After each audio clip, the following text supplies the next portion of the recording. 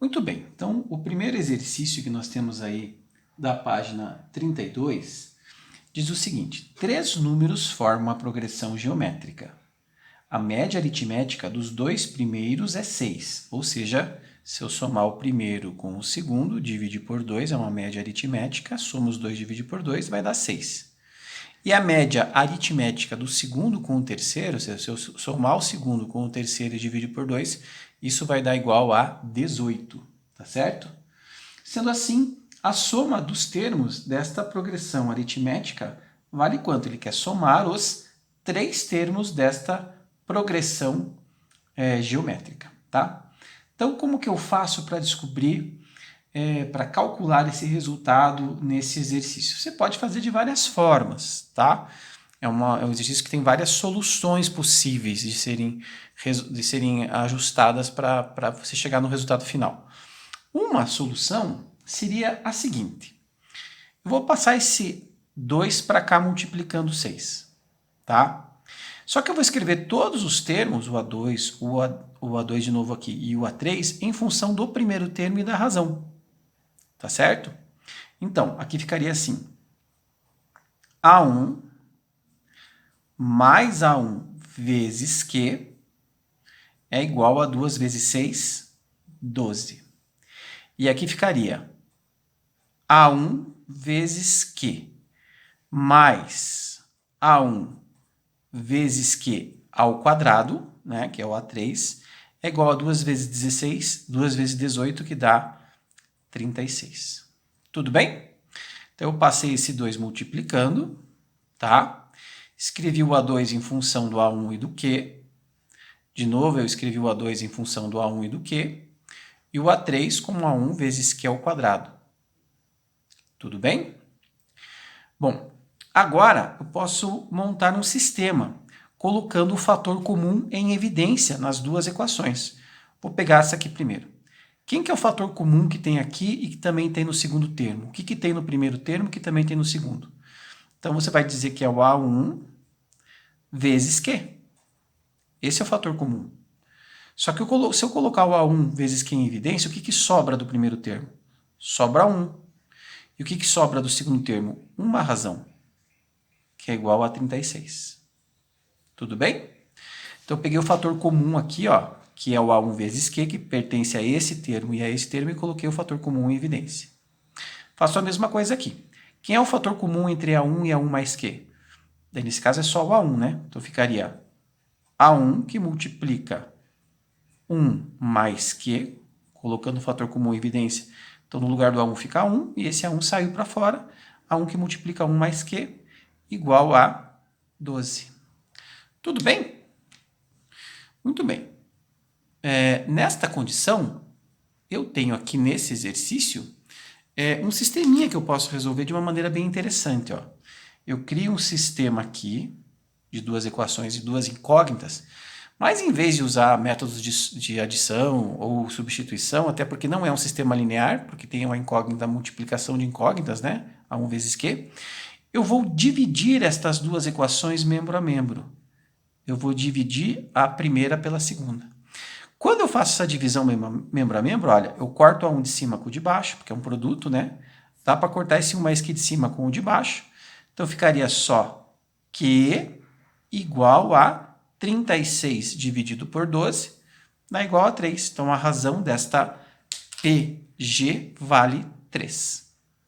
Aí eu pego esse 3 e substituo aqui, ó. Fica A1 mais A1 vezes a razão que eu acabei de calcular, que deu 3, tá certo? Igual a 12. Portanto, 4A1 é igual a 12. O A1 será igual a 12 dividido por 4, portanto, o A1 é igual a 3. Tudo bem? Bom, como o primeiro termo é 3 e a razão também vale 3, quem são os três termos dessa PG? 3, 3 vezes 3, 9, e 9 vezes 3 é 27. Então, esses são os três termos da PG. 3, 3 vezes 3, 9, 9 vezes 3, 27. Como ele pede a soma dos três termos, então se eu somar 3 mais 9 mais 27, essa soma vai dar igual a 39. Portanto, a resposta certa aqui é a letra C. Tudo bem esse primeiro exercício? É bem tranquilo, né? Eu resolvi esse exercício, já que é uma PG, lembrando que todos os termos da PG podem ser escritos em função do A1 e do primeiro termo. Eu montei um sisteminha para resolver, para chegar na resposta. Então, é uma das formas de resolver, tá? Não, talvez não seja... para você, às vezes, você tem outras formas de resolver, né? É uma das maneiras de solucionar esse problema. Para você, talvez você tenha achado uma maneira mais simples que essa. Eu acho que, na minha opinião modesta, eu acho que essa é uma das maneiras mais simples. Mas, às vezes, o jeito de entender o exercício, você consegue achar uma outra. Podia colocar os três termos, por exemplo, em função do x, o anterior x sobre q e o posterior x vezes q. Também seria possível resolver desta forma. Mas depende da visão que você tenha, tá certo? Mas o raciocínio está bem claro aqui, acho que dá para você entender esse exercício de uma maneira bem tranquila. Beleza? Vamos ao próximo. Já no exercício número 2, você tem uma progressão geométrica novamente, certo? Cujo primeiro termo é igual a 3 e a razão é igual ao meio. Ó. Primeiro termo 3 e razão igual ao meio. Tá? Na letra A, o que ele pede para calcular? A soma dos seus infinitos termos. Então, você vai aplicar esta fórmula, fórmula da soma dos termos da PG infinita e decrescente, que nós já vimos na aula anterior. A1 sobre 1 menos Q, tá certo? Muito bem, como A1 é 3, você vai colocar o 3 aqui em cima, sobre 1 menos a razão, que é o meio. Então, fica 3 sobre. Se eu tirar de 1 inteiro a sua metade, sobra metade. Né? Posso tirar o mínimo e tal, mas é bem fácil de ver que se você tirar de 1 inteiro uma metade dele, sobra outra metade. Então, sobra o meio. Tudo bem? E aí você vai ter, então, 3 vezes divisão de duas frações, multiplica a de cima pelo inverso da fração de baixo. Tá certo? O inverso de 1 meio é 2 sobre 1. Então, 3 vezes 2 sobre 1, a soma desses infinitos termos vai dar igual a 6. Tudo bem a letra A? Bem tranquilo, né? Só aplicar a fórmula da soma dos termos da PG infinita e decrescente. Aí, na letra B, ele pede para você calcular o produto dos termos desta progressão, dos quatro primeiros termos dessa progressão geométrica. Eu acho que nesse caso é mais fácil você montar a PG, né? O primeiro termo é 3, daí o segundo termo é quem? 3 vezes o meio, 3 meios. Quem que é o terceiro termo? 3 meios vezes o meio, 3 quartos. E quem que é o quarto termo? 3 quartos vezes o meio, 3 oitavos. Tá certo? Então, simplesmente eu multiplico os valores de cima, 3 vezes 3 vezes 3 vezes 3, que dá 81, dividido pela multiplicação dos valores de baixo. 2 vezes 4, 8. 8 vezes 8, 64. Tá certo? Acredito que é um exercício bem simples esse, né? Bem tranquilo, você calcula os quatro primeiros os termos e faz o produto deles e você tem tranquilamente aqui a resposta. Beleza, moçada?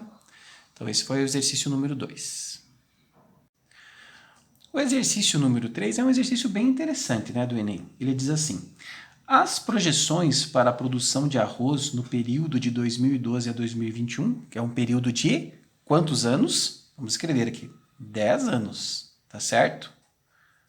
Que vai de 2012 até 2021. Período de 10 anos, tá? Em uma determinada região produtora, apontam para uma perspectiva de crescimento constante da produção anual. O quadro apresenta a quantidade de arroz em toneladas que será produzida nos primeiros anos desse período, de acordo com essa projeção. Então, ele coloca ali em 2012, 50,25. Em 2013, 51,50. Em 2014, 52,75. Em 2015, 54. A quantidade de arroz em toneladas que deverá ser produzida no período entre 2012 a 2021 será de quanto? Quando eu olho para aquela tabela, eu percebo que a variação em toneladas de um ano para o outro é constante, né? Então, eu vou calcular aqui a seguinte razão da PA. É uma PA. Então, 51,50 no ano de 2013 menos 50,25 no ano de 2012 vai dar igual a 1,25. Aí, se você observar, em 2014, 52,75 é 1,25 a mais, 1,25 a mais vai dar 54, então uma PA de razão 1,25, certo? Então, a primeira coisa que eu vou fazer nesse exercício é calcular o último termo, quanto que vai ser em 2021, que significa, nesse caso, calcular o valor do A10.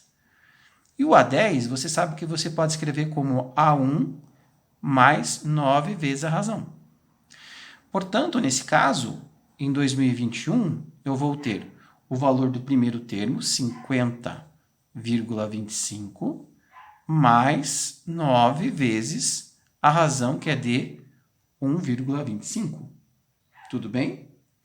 E aí eu vou ter, então, que o A10 é igual a 61,5 toneladas de arroz. Então, no último ano desse período, que é o 10º ano, né? No ano de 2021, que é o A10, eu, como é uma PA, esse crescimento é uma PA de razão 0,25, no último ano eu vou ter um valor de 61,5 grãos de produção de toneladas de arroz. Mas ele quer saber quanto que eu produzi no período todo. Você pode calcular os 10 termos e somar os 10, que eu acho que é mais trabalhoso, do que você usar a fórmula, né, da soma dos termos da PA, lá da aula 33.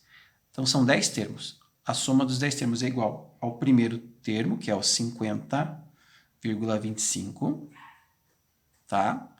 Mais o 61,5, que é o A10, vezes o período, que é 10, e dividido tudo isso por 2, certo? Então, a soma de tudo que é produzido nesses 10 anos vai ser igual a 115,75 vezes 5, né? Dividindo 10 por 2, que dá 5. Então, a soma de tudo que é produzido nesses 10 anos vai ser igual a 558,75 toneladas de grãos, que é exatamente o valor apontado na letra D. Tudo bem? Também é um exercício que você tira facilmente do enunciado do problema os dados, né? Consegue construir de uma maneira tranquila até o exercício sem muita dificuldade. E verifica que é uma PA, né? A variação, a razão é 1,25. Verifica que você tem que ter o A10, né? Que é o total produzido em 2021, para poder calcular esta soma pela fórmula, e calcula assim. Eu acho a maneira mais fácil. Claro que você poderia continuar desenvolvendo 2012, 13, 14, 15, 16, 17, 18, 19, 20 e 21 e somar tudo no final, né? Aumentando de 1,25 em 1,25. Você chegaria na mesma resposta, talvez demorasse nesse caso um pouquinho mais de tempo, e sabe que às vezes continha demais pode errar lá, como são muitos números para serem somados um determinado valor, né? Mas eu acredito que essa é uma maneira mais tranquila de resolver um exercício como esse do Enem, relativamente simples. Ok? O exercício número 4 da Federal de Santa Maria também não é um exercício difícil, é que você tem que lidar com situações numéricas mais chatas de simplificar, reduzir, né? Para chegar no resultado final através de uma fórmula, e que fica o resultado, veja que ele deixa as fórmulas para vocês, né? Uma das 5 ali das alternativas que é certa. Ele nem pede o cálculo final, fica em função de N o resultado. Então diz assim: no Brasil, falar em reciclagem implica citar os catadores de materiais e suas respectivas cooperativas, né? Visando agilizar o trabalho de separação dos materiais, uma cooperativa decide investir na compra de equipamentos. Para obter o capital necessário para a compra, são depositados no primeiro dia de cada mês R$ 600 e uma aplicação financeira que rende juros compostos de 0,6% ao mês. A expressão que representa o saldo dessa aplicação ao final desses N meses é de quanto? Então vamos pensar um pouquinho aqui. Então, depois do primeiro mês, o resultado vai ser quanto? 600 vezes 1,006 elevado a 1, né, no primeiro mês. Mais, no segundo mês, 600 vezes 1,006, que é o juro, né, elevado a 2. Mais, e assim por diante, né? 600 vezes 1,006 elevado a 3, 600 vezes 1,006 elevado a 4, e assim por diante. Quando eu observo esses dados, eu percebo claramente que isso aqui é a soma dos termos de uma PG infinita, certo? E decrescente, né? 1,006, 1,006 ao quadrado, ao cubo, etc. Então eu posso colocar nessa fórmula aqui, ó. Sn, que é o número de termos, né? Aliás, uma PG finita aqui, né? Eu não sei, vai parar esse n em algum lugar. N deve ser 8, 10, eu não sei quanto que vai ser. Então eu vou colocar na fórmula da soma dos termos da PG finita, tá? Então fica assim, ó. 600 vezes 1,006, que é o A1, tá? Que multiplica 1,006, que é a razão, elevado a n menos 1, tá? Sobre 1,006, que é a razão, menos 1, tá? Vou colocar aqui do lado só para você relembrar essa fórmula, né? Fórmula da soma dos termos da PG finita. Sn é igual a A1, que multiplica Q elevado a n menos 1 sobre Q menos 1, tá? Essa é a fórmula que eu estou usando, a fórmula da soma dos termos da PG finita. Esse n é finito, eu não sei quanto que vai ser, mas ele é finito. Até porque ela é crescente, né? Eu tinha falado até decrescente no começo, aqui, ó, 1,006 elevado a um expoente qualquer, como um número maior que 1, vai dar sempre um número maior que o anterior. Então, ela é uma PG crescente. Então, não teria nem como calcular a soma dos termos de uma PG infinita e decrescente, porque ela é crescente. Tudo bem? R$600 vezes, aqui eu posso usar a fórmula do juro composto, né? Que é 1 mais I.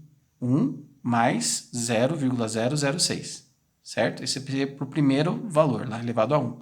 No segundo mês, o tempo de período seria 2 e assim por diante. Então, uso a fórmula, na verdade, do juro composto aqui. Beleza? Então, vamos continuar agora simplificando esse exercício aqui. Então, como é que eu posso escrever essa simplificação? Bom, em primeiro lugar, se eu quiser, eu posso colocar esse 1,006 na frente. Então, o Sn é igual a 1,006 vezes, vou colocar os 600 aqui, tá certo?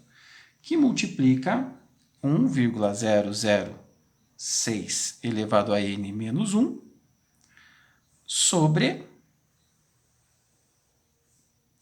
E aí, 1,006 menos 1 vai dar 0,006.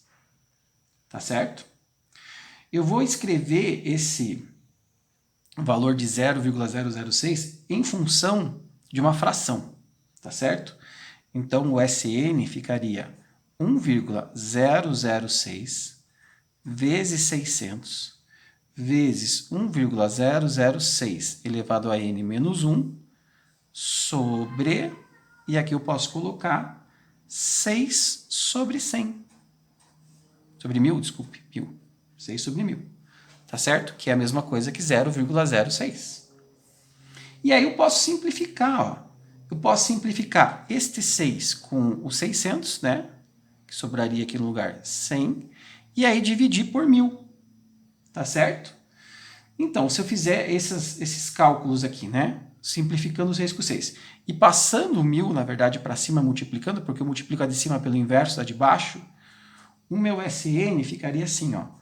1,006 vezes 1000, que eu estou passando para cima multiplicando, vezes o 100 que sobrou, que multiplica 1,006 elevado a n menos 1. Tá certo? E fazendo esse produto aqui, o que eu vou encontrar? Eu vou encontrar que esta soma, então, é igual a 100.600, que multiplica 1,006 elevado a n menos 1. Tudo bem? Então, na verdade, foi só um trabalho com a fórmula, né, que eu tive que fazer aqui para chegar no resultado que ele me pediu no exercício. Então, eu usei a fórmula da soma dos termos da PG finita, beleza? Coloquei os dados aqui que foram tirados de uma relação financeira, posso usar a fórmula do juro composto aqui, né? 600 mais 1 mais i elevado a n, 1 mais 0,006 elevado a 1, mais 600 vezes 1,006 elevado a 2 e assim por diante. Então, isso aqui é uma PG, certo? Cuja razão é 1,006. Então, para calcular o SN, eu coloco na fórmula da soma dos termos da PG finita. Fiz esse cálculo, transformei esse número decimal numa fração, 6 sobre 1000. Tá? Multipliquei a de cima pelo inverso de baixo, simplifiquei o 6 com 600, já deu 100 aqui direto. E o 1000 passou para cima multiplicando, né? Aí, fazendo esse produto, deu 100.600 vezes 1,006 elevado a n menos 1.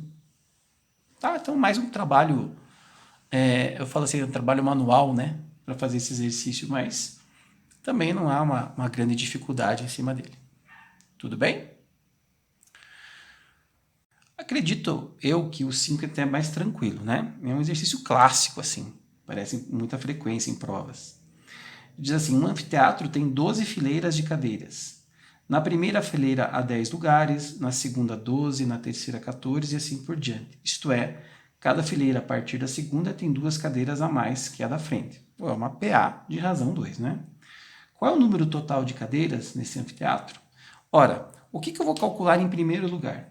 Em primeiro lugar, eu vou calcular o A12, né, que é o número de cadeiras na última fileira, que é igual a A1 mais 11 vezes a razão. Neste exercício, eu já sei que o número de cadeiras na primeira fila é 10 e a razão é 2. Portanto, o número de cadeiras na última fila, 22 mais 2, 32 cadeiras na última fila. Tá certo? E aí eu calculo o número total de cadeiras no teatro pela soma. São 12 filas, soma de 12 termos de uma PA. A1, que é 10, mais a N, que é a 12, que é 32, vezes são 12 filas, são 12 termos também, né? Dividido por 2. Então, neste caso, 10 mais 32 dá 42. 42 vezes 12 por 2, 6. Então, o número de cadeiras nesse anfiteatro vai ser de 252 cadeiras ou poltronas. Então, é bem simples esse, né? Ele te dá uma PA, te dá o primeiro termo, já te dá a razão, você calcula o número de cadeiras no último termo, que é o A12, e calcula a soma de todas as cadeiras usando a fórmula da soma dos termos da PA. Não pode esquecer dessa fórmula, né? SN igual a 1 mais a N vezes N sobre 2, tá?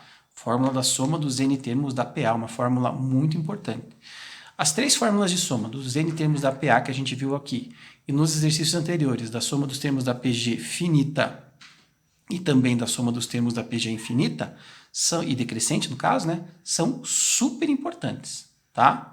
Então, você tem que saber trabalhar com esses dados para que você possa resolver esse tipo de exercício sem maiores dores de cabeça. Sabendo as fórmulas, fica bem tranquilo de fazer esse tipo de exercício. E chegamos ao exercício 6, lá da Fundação Getúlio Vargas. Na verdade, são 2 exercícios num só, né? Então, o exercício número 6, vamos primeiro ver a letra A. O que eles nos dizem na letra A? Determinar a soma dos 20 primeiros termos da sequência A1 mais A2 mais até o AN, definida por. Então, são 2 fórmulas, veja que interessante. AN é igual a 2 mais 4N, se N é ímpar, com N ímpar. Tá? E a fórmula é AN igual a 4 mais 6N, se o N é par. Então, se o N é ímpar, eu uso a primeira fórmula, se o N é par, eu uso a segunda fórmula. Tudo bem? Bom, então vamos montar primeiro uma sequência para os termos ímpares. Para o A1, depois o A3, o A5, até chegar no último termo, que é o A19. Tá certo? Então, no caso do A1, se eu substituir aqui o N por 1, 4 vezes 1, 4, mais 2, 6. Substituindo agora o n por 3. 3 vezes 4, 12, mais 2, 14. Substituindo o n por 5. 5 vezes 4, 20, mais 2, 22. Tá certo? Até chegar no 19º termo. 19 vezes 4 mais 2, né? 19 vezes 4 mais 2 vai dar 78. Tudo bem? Aqui eu tenho um N10, ó, são 10 termos, tá? É uma PA cuja razão desta PA vale quanto? A razão vale 8, tá certo? Os termos variam de 8 em 8. Razão igual a 8, tá certo? Então eu vou calcular a soma dos 10 termos dessa PA.